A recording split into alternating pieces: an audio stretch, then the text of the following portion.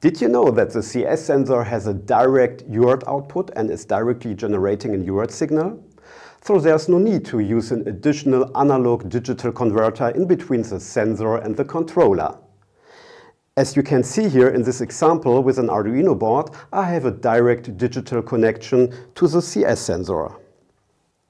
It is very easy to receive from the sensor values as, for example, the process temperature or the ambient temperature, or for example also the serial number of the sensor.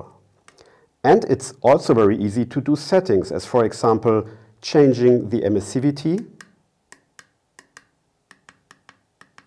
or changing the transmission of the sensor.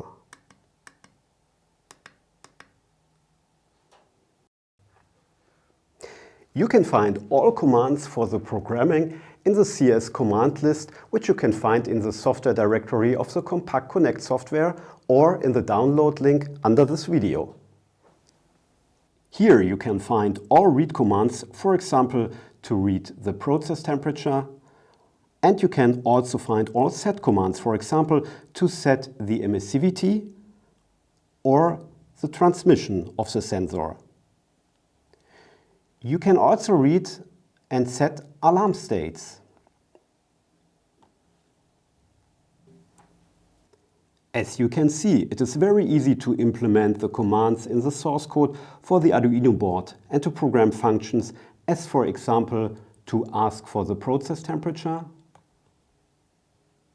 or to do settings, for example, to set the emissivity. By the way, you can download the software Compact Connect and the command list from the Optris website. Check it out, the direct communication with the UART output of the CS sensor.